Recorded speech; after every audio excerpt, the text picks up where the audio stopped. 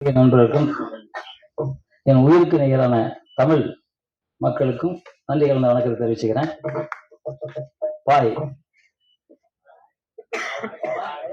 அதான் அப்படின்னு சொல்ல அப்படின்னு சொல்லிக்கிறேன். ப்ரொடியூசர் எங்க கில்டு மெம்பரு அடிக்கடி வருவாங்க. டைரக்டரும் வந்து மிக திறமையான மனிதர். இந்த டைட்டிலுக்கு ரொம்ப கஷ்டப்பட்டு இஷ்டப்பட்டு வாங்கிட்டாரு. ஆனா நான் சொன்னேன், ஒரு டைரக்டர் டேலண்ட்டை பார்த்து அப்பவே சொன்னேன், இந்த படம் பெருசா இருக்கும் சார் அப்படின்னா. ட்ரெய்லர் பார்க்கும்போது சொல்லுது ஒரு பெரிய வெற்றி படம் நிச்சயமா, அதுல எந்த மாற்று கருத்தும் கிடையாது. ஹீரோ ரொம்ப பிரமாதமா நடிச்சிருக்காரு, உண்மையில சந்தோஷம். அதே மாதிரி வில்லன் நடிகர் அற்புதமா நடிச்சிருக்காரு. அதுல எல்லாருமே வந்து அவங்க வேலையை நல்லா பார்த்துருக்காங்கன்னு நினைக்கிறேன். அது அது வந்து ட்ரெய்லர்லயே தெரிஞ்சிச்சு, படம் வெற்றி படம் அப்படிங்கிறது தெரிஞ்சிச்சு. நிச்சயமா இந்த டீம் பெரிய வெற்றி பெறணும் அப்படின்னு மனமாற வேண்டேன். ராஜன் சார் வந்திருக்காங்க, ரொம்ப அற்புதமா ஒன்ன மனிதர், எல்லாருக்கும் உதவி பண்றது அவர் குறிக்கோள். டிஎஸ்ஆர் சுபாஷ், அவர் மண்டையில கம்ப்யூட்டர் வச்சிருக்காரு, கம்ப்யூட்டரே வருவானான்னு தெரியல, எந்த இதையும் எடுத்து எடுத்து பேசுறாரு. சரி வேண்டாம், அந்த நாட்டு வேண்டாம். அப்போ அது நம்ம பேரர் சார், பேரரசர், அவர் பேசுறத கேட்கத்தான் எல்லாருக்கும் நல்லா இருக்கும். ரொம்ப அற்புதமா பேசுறேன். ஜீவா சார் உண்மையிலே பெரிய மனம் படைத்தவர். ஜீவா, எல்லாரும் வந்திருக்கீங்க, ரொம்ப வாழ்த்துக்கள். இந்த படம் மிகப்பெரிய வெற்றி படம் அடையணும். எடிட்டர் பேசவே மாட்டேன்ட்டாரு. கேட்டா எங்க வீட்லயே எடிட் பண்ணி தான் சார் பேசுவாங்கிறாரு. அந்த மாதிரி பேசுவாராம். மியூசிக் டைரக்டர் அற்புதமா பேசினாரு. வில்லன் தான் ரொம்ப அழகா பேசினாரு. ரொம்ப சந்தோஷம். இந்த படம் பெரிய வெற்றி அடையணும். இதுல இந்த குழந்தைங்க வந்து நடிச்சாங்க. இந்த குழந்தைங்க ஒரு கைத்தட்டி தட்டுங்க, பிரமாதமா நடிச்சாங்க, எல்லாருமே நல்லா பண்ணாங்க. அவங்க அப்பா அம்மா கொடுத்து வச்சவங்க நினைக்கிறேன். இல்லை அப்பா அம்மா மறக்காதீங்கப்பா, நடிக்கிறவங்க அப்பா அம்மா நன்றியே கிடையாது இந்த நாட்டில் வந்து. நான் இப்போ சுபாஷாக்க சொன்னேன், இப்போ வந்து மிருகங்களுக்கு தான் நிறைய நன்றி உணர்வு இருக்கு, மனிதர்களுக்கு நிறைய பேர் கம்மியாயிடுச்சு. நீங்க எதனா ஒரு உதவி பண்ணா கூட பாத்திரம் அறிஞ்சு பிச்சை போடுன்னு அந்த காலத்துல சொல்லி வச்சாங்க. பாத்திரம் அறியாம பிச்சை போட்டா பெரிய கஷ்டம்.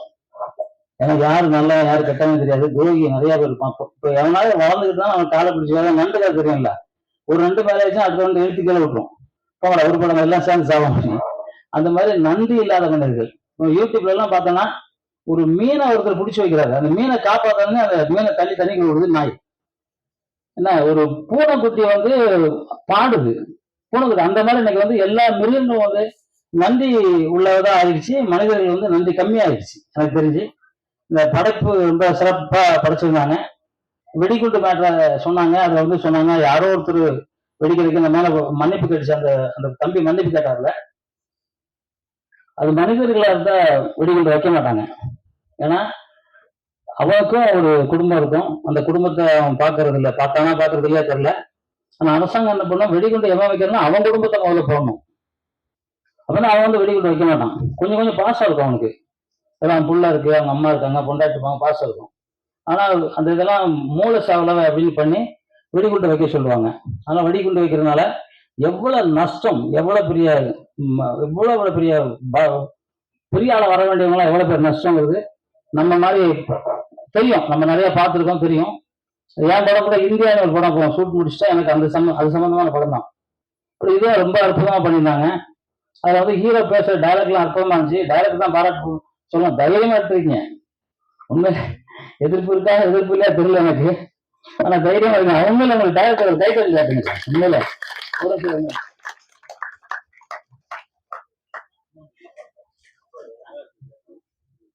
அவரு உண்மையிலே டைரக்டரோட அப்பாவும் இருக்காங்க சார், பாராட்டுதல் சார் எங்க இருந்தாலும் உங்களுக்கு. ஏன்னா உண்மையிலே ஒரு திறமையான ஒரு டைரக்டர் அவரை கொடுத்துருக்கீங்க தமிழ் சினிமாவுக்கு.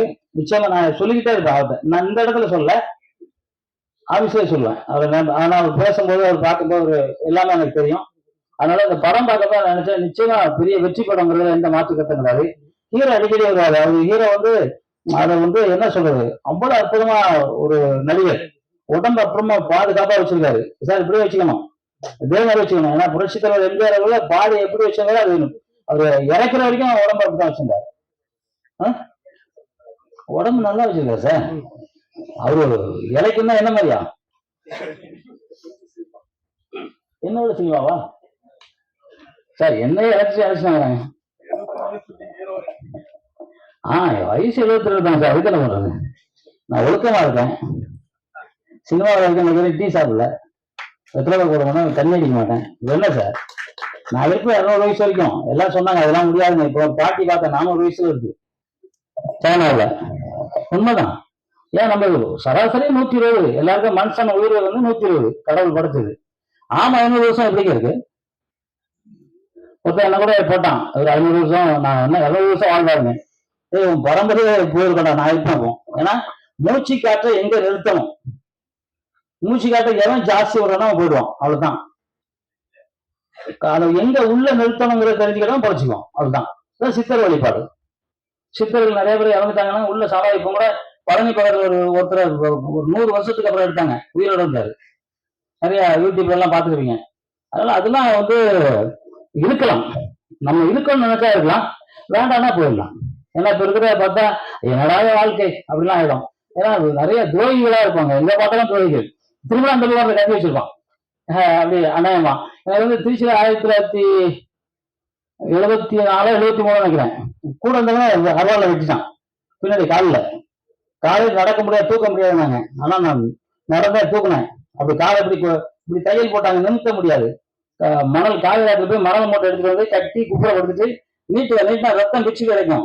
காஞ்ச மிளகாவும் வேப்பனையும் அரைச்சு அப்படியே வச்சு அடிச்சு ஒட்டுவேன். அதுல எவ்வளவு வெறியும் பாத்துங்க. ஆனா வெறி ஜெயிச்சே தரணுங்க, வெறி. என்ன எவன் அடிச்சாலும் அவன் திருப்பி அடிக்கணும், வெறி. எழுந்திரிச்சேன், அடிச்சேன், அவ்வளவுதான். அதுக்கப்புறம் சொல்லிக்க வந்தேன். நம்மளை பாதுகாக்கணும், நம்மளை காக்கணும், நம்ம விட முடியாதா, வெளிய விட முடியும். ஸோ அதனால வாழணும்னா எப்படி வேணா வாழலாம், ஆனா நல்லவனா வாழணும், அவ்வளவுதான். ஏன்னா வந்து இன்னைக்கு வந்து என்ன காலங்க சார், சுபாஷ் சார் என்ன காலம்? கலியுகம். கலியுகத்துல எல்லாம் துறையாதான் இருப்பாங்கன்னு சொன்னாங்க, அந்த இடத்துல சொல்லிட்டாங்க. எப்போ சித்தர்கள் பல ஆயிரங்கள் வருஷத்துக்கு முன்னாடியே சொல்லிட்டாங்க. அது துறைகள் இருப்பாங்க. துறைகள் நம்ம பார்த்தா போகணும். அதாவது துறைகள் வாழ்ந்தது சரித்திரம் இல்லை. புரட்சித்தலைவர் சொல்லுவாரு, அதாவது ஒருத்தன் வந்து அவன் திருடானா அவனை பார்த்துட்டு நீ பேசாம போனா நீனும் திருடான். ஒரு திருடுறான்னா அவனை பார்த்துட்டு நம்ம பேசாம போனா நம்மளும் திருடணும். பார்த்தா அதை சொல்லணும்னாரு. அப்பதான் என்ன இருக்கு, திருடி கொண்டு போய் இன்னைக்குதான் தலைவரோட வந்து பார்த்தேன். பணம் சம்பாதிச்சு என்ன பண்ண போறோம்? சாப்பாடு வேணும், ஒரு தங்களுக்கு இடம் வேணும், வேற என்ன வேணும்? குருவிகள் என்ன அதை வீடு கட்டி சம்பாதிச்சிருக்கா? கரெக்டா இல்ல. ஆமா என்ன இருக்கு, 500 வருஷம் வாழ்ந்துருக்கு. அதனால எல்லாரும் நல்லா வாங்கணும் தான் என்ன வரணும். இந்த படம் திருப்பி சொல்லுங்க. ஏன்னா நான் வேற மாதிரி சொல்லிடுவேன், ஸ்கூல் போகலாம். அதாவது இந்த படம் எல்லா இதையும் தவிடு பொடியாக்கி வெற்றி வாகை கூடிய சீக்கிரமாக நிச்சயமா இந்த படம் வெல்லும் அப்படிங்கிறதுல எந்தவித மாற்று கருத்தும் இல்லைங்கிறத மனமாக சொல்றேன். படம் ஜெயிக்கும். இந்த படம் இந்த டீம் அப்படியே வெற்றி பெற, தொடர்ந்து வெற்றி பெற மனமாக வாழ்க்கையை தெரிஞ்சுக்கிட்டு, எப்பவும் சொல்ற மாதிரி அம்மா அப்பாவை மதிங்க. உலகத்தில் தாய்க்கு மிஞ்சி ஒரு தெய்வமே கிடையாது. அந்த தெய்வத்தை எவன் மதிக்கலையோ அவன் வாழ்ந்ததா சரித்திரமும் கிடையாது. அதான் தந்தை வட்டமான நாள் நினைச்சுக்காதீங்க. தந்தை இல்லாம உலகமே கிடையாது. தந்தை வந்து கடவுளுக்கு இன்னும் கொஞ்சம் மேல போகணும்னு சொல்லலாம். கடவுளா கொஞ்சம் அப்படி இப்படி பார்ப்பாரு. ஆனா ராஜான கதை காலை போடுறது தமிழ்நாடு ஃபுல்லா தெரிஞ்சு போச்சு. பேசும்போது ராஜான மட்டும் காலை போட்டுவாரு, ஆனா பேர் கேட்டுக்கிட்டு இருப்பாரு அப்படின்னு சொல்லுவாங்க. ராஜான கத்துறாரு, வச்சு ஒத்துறாரு, கத்துல. ஆனா அவர் மேடையில கத்துறீங்க நான் பார்த்துருக்கேன். ஏன்னா எனக்கு வெளி என் உயிர் தமிழ். அந்த தமிழை எவ்வளவு அடிச்சான் தொட்டானா எனக்கு கோவம். அந்த வெளியனா நான் பாதிக்கப்பட்டிருக்கேன். தமிழ்லன்னா அடிச்சிருக்காங்க, தமிழன்னா சும்மானா போலீஸை கம்ப்ளைண்ட் போட்டு உள்ள போட்டிருக்காங்க. எல்லாம் எனக்கு தெரியும், பாதிச்சிருக்கேன். அதனால அந்த பாதிப்பு என் நாட்டுல எவனா வந்து பொழைச்சிக்கிறாங்கிறது எல்லாம் கிடையாது. என் நாட்டுல தமிழும் பழைக்கணும், அவ்வளவுதான். அதுல எந்த மாற்று கருத்தும் கிடையாது. என் வீட்டுல என் தமிழன், என் நாட்டுல என் தமிழன் பழைக்கிறதுல எவனுக்கு எவனாலும் சரி, அதை பத்தி எனக்கு ஐ டோன்ட் கேர். தமிழன் நல்லா இருக்கணும், எல்லாரும் நல்லா இருக்க கூடாதுன்னு சொல்ல மாட்டேன். தமிழன் நல்லா இருக்கணும், அங்கிறது என்னோட வெறி, ஆசை, லட்சியம். அதுல யாரும் எந்த இடத்துலயும் நம்மளை சொல்ல முடியாது. ஏன்னா நான் வந்து எல்லா நாட்டுக்கும் போயிருக்கேன். எல்லா நாட்டிலயும் வந்து மாடு அம்மா மட்டும் தான் கூப்பிடுது. ஒரு நாட்டுல இங்கிலீஷ் ஹிந்தி எந்த லாங்குவேஜ்லயும் பாடல. ஆனா அந்த தமிழ் வாழ்க, தமிழ் வெல்க, தமிழ் என்றே தீர்வான். நன்றி, ஜெய்ஹிந்த்.